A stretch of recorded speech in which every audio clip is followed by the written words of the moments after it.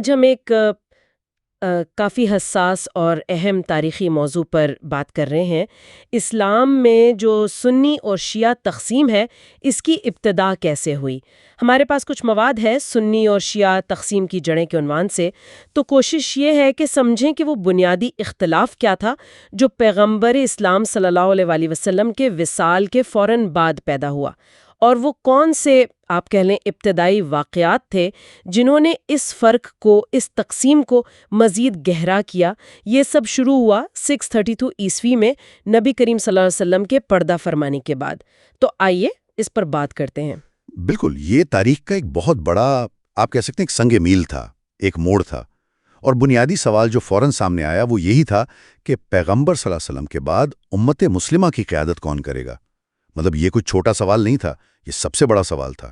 تو یہیں سے وہ دو الگ الگ سوچیں یا نقطۂ نظر سامنے آئے۔ اچھا، سنی موقف کیا تھا اس حوالے سے؟ دیکھیں، سنی موقف یہ تھا کہ قیادت کا فیصلہ جو ہے وہ مشاورت سے ہونا چاہیے، امت مل کر فیصلہ کرے اور اس شخص کو چنا جائے جو سب سے زیادہ اہل ہو، سب سے زیادہ قابل ہو۔ یہ ضروری نہیں تھا ان کے نزدیک کہ وہ پیغمبر صلی اللہ علیہ وسلم کے خاندان سے ہی ہو۔ اسی بنیاد پر انہوں نے پیغمبر صلی اللہ علیہ وسلم کے قریبی ساتھی حضرت ابوبکر صدیق رضی اللہ عنہ کو پہلا خلیفہ منتخب کیا۔ ان کے لیے خلافت کا تعلق اہلیت سے تھا اور امت کے اجماع یعنی کلیکٹیو ڈیسیژن سے۔ ٹھیک، اور اس کے مقابلے میں شیعہ نقطہ نظر وہ کیا تھا؟ جی، شیعہ نقطہ نظر، جنہیں شیعان علی یعنی علی کے حامی یا پیروکار کہا جاتا ہے، ان کا ماننا تھا کہ نہیں، قیادت کا حق پیغمبر صلی اللہ علیہ وسلم کے خاندان یعنی اہل بیت انہی میں رہنا چاہیے۔ ان کا عقیدہ تھا کہ پیغمبر صلی اللہ علیہ وسلم نے خود اپنے چچا زاد بھائی اور داماد حضرت علی ابن ابی طالب رضی اللہ عنہ کو اپنا جانشین مقرر فرما دیا تھا۔ ان کے لیے یہ منصب، جسے وہ امامت کہتے ہیں، یہ کوئی چناؤ کا معاملہ نہیں، بلکہ یہ اللہ کی طرف سے مقرر شدہ ہے اور نسب پر مبنی ہے۔ تو وہ حضرت علی رضی اللہ عنہ کو ہی پہلا صحیح امام مانتے ہیں۔ تو یہ صرف شخصیات کا اختلاف نہیں تھا کہ کون بنے، یہ تو قیادت کے اصول کا، اس کی بنیاد کا اختلاف تھا۔ ایک طرف اہلیت، مشاورت، اجماع، اور بالکل، اور دوسری طرف نسب اور شیعہ عقیدے کے مطابق الہی تقرری یعنی ڈیوائن اپوائنٹمنٹ۔ بالکل صحیح۔ اور یہی وہ بنیادی نظراتی فرق تھا جس نے آگے چل کر، اب دیکھیں، الگ الگ مذہبی راستے، فقہی نظام، یہاں تک کہ سیاسی شناختیں بھی بنائیں۔ اور یہ سمجھنا ضروری ہے کہ یہ صرف پہلے دن کا اختلاف نہیں رہا، وقت کے ساتھ ساتھ واقعات نے اسے مزید پکا کیا، مزید گہرا کیا۔ اور وہ کون سے واقعات تھے؟ وہ کون سی چیزیں تھیں جنہوں نے اس ابتدائی اختلاف کو ایک طرح سے مستقل تقسیم بنا دیا؟ یہاں سے بات کافی سنگین ہو جاتی ہے نا؟ جی ہاں، بلا شبہ کئی واقعات ہیں، لیکن ایک واقعہ جس کا ذکر کیے بغیر بات آگے نہیں بڑھ سکتی، وہ ہے کربلا کا سانحہ 680 عیسوی میں۔ اس میں پیغمبر صلی اللہ علیہ وآلہ وسلم کے نوازے حضرت علی رضی اللہ عنہ کے بیٹے حضرت حسین ابن علی رضی اللہ عنہ، انہیں اموی خلیفہ یزید کی فوجوں نے شہید کر دیا۔ یہ واقعہ تو آج بھی مسلم تاریخ میں ایک بہت ہی اہم اور المناک باب سمجھا جاتا ہے۔ یقیناً، اور خاص طور پر شیعہ مسلمانوں کے لیے تو کربلا کا واقعہ ان کی شناخت کا، آپ کہہ لیں، ایک مرکزی نقطہ ہے۔ اسے وہ ظلم کے خلاف، ناانصافی کے خلاف حق کے لیے کھڑے ہونے کی ایک لازوال علامت کے طور پر دیکھتے ہیں۔ اس شہادت نے، اس سانحے نے شیعہ کمیونٹی کا جو ایک احساس مظلومیت تھا اور ان کی جو الگ شناخت تھی، اس کو بہت زیادہ تقویت دی۔ یہ صرف ایک تاریخی واقعہ نہیں رہا، یہ ایک روحانی، ایک علامتی استعارہ بن گیا۔ اچھا، کربلا کے بعد پھر جو دور آئے، خاص طور پہ اموی اور پھر عباسی خلافتوں کے، ان ادوار میں ان دونوں فرقوں کے حالات کیسے رہے؟ کیا اثر پڑا ان پر؟ یہ بہت اہم نقطہ ہے۔ دیکھیں، اموی اور پھر عباسی ادوار یہ تو صدیوں پر پھیلے ہوئے ہیں۔ ان میں اکثر ایسا ہوا کہ جو ریاستی طاقت تھی، جو حکومت تھی، اس کا جھکاؤ سنی اسلام کی طرف زیادہ رہا۔ مطلب ریاست کی سرپرستی ملی سنی فقہ کو، سنی علماء کو، تو انہیں فروغ ملا، اور نتیجتاً کئی مسلم علاقوں میں یہ غالب حیثیت اختیار کر گیا۔ اور اس کا پھر شیعہ کمیونٹی پر کیا اثر ہوا؟ زیادہ تر شیعہ مسلمانوں کو ان ادوار میں سیاسی طور پر، سماجی طور پر تھوڑا پیچھے رکھا گیا، پسماندگی کا سامنا رہا، اور کئی بار تو ظلم و ستم کا نشانہ بھی بنے۔ اس وجہ سے ہوا یہ کہ ان کی جو مذہبی شناخت تھی، ان کی روایات تھیں، وہ اکثر مرکزی دھارے سے ذرا الگ تھلگ رہ کر یا پھر دباؤ کے تحت پروان چڑھیں۔ تو ان سلطنتوں کی جو سیاسی حقیقتیں تھیں، انہوں نے گہرائی سے اثر ڈالا کہ یہ دونوں روایتیں کیسے ڈیولپ ہوتی ہیں، کیسے عمل میں لائی جاتی ہیں۔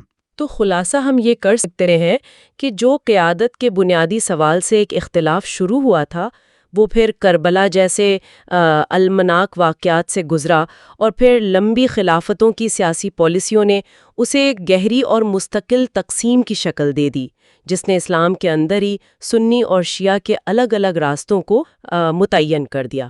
بالکل، آپ نے صحیح خلاصہ کیا، اور یہ ہمیں آج کے لیے ایک اہم سوال کی طرف بھی لاتا ہے، جس پر سوچنا چاہیے کہ یہ جو تاریخی تجربات ہیں، ایک طرف ریاستی حمایت ملنا، دوسری طرف پسماندگی یا دباؤ کا سامنا کرنا، یہ تجربات آج بھی ان کمیونٹیز کے اجتماعی رویوں پر، ان کی نفسیات پر، ان کی شناخت پر، وہ جو ابتدائی مذہبی اختلافات تھے ان سے ہٹ کر بھی کس طرح شاید غیر محسوس طریقے سے اثر انداز ہو رہے ہوں۔ یہ ایک ایسا سوال ہے جو مزید غور و فکر چاہتا ہے۔ تاریخ، سیاست اور اتحاد۔ ہم اس میں اس تقسیم کی تاریخی وجہ، خاص طور پر اس کے سیاسی پہلوؤں کو دیکھیں گے، اور موجودہ مسائل کیا ہیں، اتحاد کی کیا کوششیں ہیں، اس پر بات کریں گے۔ مقصد یہ ہے کہ ان کافی پیچیدہ معاملات کی جو اہم باتیں ان کو سمجھا جا سکے۔ تو شروع کرتے ہیں اس کے تاریخی پس منظر سے۔ یہ جو سیاسی تقسیم ہے، یہ کب زیادہ واضح ہوئی، یا کب اس نے کہہ سکتے ہیں ایک سیاسی شکل اختیار کی؟ دیکھیں، اس کی جو جدید شکل ہے نا، اس کی بنیادیں ہمیں 16ویں صدی میں ملتی ہیں۔ اس وقت تھی صفاوت سلطنت، جو آج کا ایران ہے، وہاں قیام تھی۔ انہوں نے شیعہ اسلام کو اپنا ریاستی مذہب قرار دیا۔ اچھا۔ اور اسی دور میں ان کا جو مقابلہ تھا وہ سنی آٹومن سلطنت سے تھا۔ وہ ایک بہت بڑی سلطنت تھی، آج کے ٹرکی کے علاقے میں ان کا مرکز تھا۔ تو ان دونوں بڑی طاقتوں کے درمیان جو سیاسی اور کہہ لیں فوجی کشمکش تھی، اس نے یہ جو مذہبی لکیریں تھیں ان کو اور گہرا کر دیا۔ سمجھ گیا۔ تو یہ صدیوں پرانی تقسیم آج کے دور میں کیسے نظر آتی ہے؟ کیا شکلیں ہیں اس کی؟ ہاں، آج کے دور میں یہ جو تاریخی رقابت ہے، یہ ہمیں دو بڑے خطائی کھلاڑیوں کے درمیان دکھتی ہے۔ ایک طرف شیعہ اکثریت والا ایران ہے، اور دوسری طرف سنی اکثریت والا سعودی عرب۔ جی۔ اور ان کی یہ جو کشمکش ہے، یہ پھر مختلف ملکوں میں مختلف تنازعات میں اپنا کردار ادا کرتی ہے۔ مثلاً عراق میں جو جنگ کے بعد کی صورتحال بنی، وہاں اس کا اثر دیکھا گیا۔ شام کی خانہ جنگی میں، یمن کا تنازع۔ یمن میں تو خاص طور پر شاید۔ جی بالکل، یمن میں تو یہ مقابلہ ایک مقامی تنازع کو آپ کہہ سکتے ہیں ایک خطائی جنگ کی شکل دے رہا ہے۔ مطلب ایران احدی باغیوں کی حمایت کر رہا ہے، جبکہ سعودی عرب وہاں کی حکومت کے ساتھ ہے۔ اسی طرح لبنان میں حزب اللہ ہے، ایک بہت مضبوط شیعہ سیاسی اور عسکری تنظیم۔ ان کا کردار بھی اسی تناؤ کا ایک حصہ ہے۔ تو اس کا مطلب یہ ہوا کہ یہ صرف اوپر کی سطح پر خطائی طاقتوں کی کشمکش نہیں ہے، اس کے اثرات نیچے عوام تک بھی پہنچتے ہیں، یا اسے استعمال کیا جاتا ہے؟ بالکل بالکل، اکثر اوقات ایسا ہوتا ہے کہ شیعہ سنی اختلافات کو سیاسی مقاصد کے لیے ہوا دی جاتی ہے، استعمال کیا جاتا ہے۔ حکومتیں بھی کرتی ہیں، اور کچھ انتہا پسند گروہ بھی، جیسے داعش ہے جس کو آئسس بھی کہتے ہیں۔ ہاں، سنا ہے۔ وہ تو اپنے شدت پسند نظریات کی وجہ سے خاص طور پر شیعہ مسلمانوں کو نشانہ بناتے ہیں۔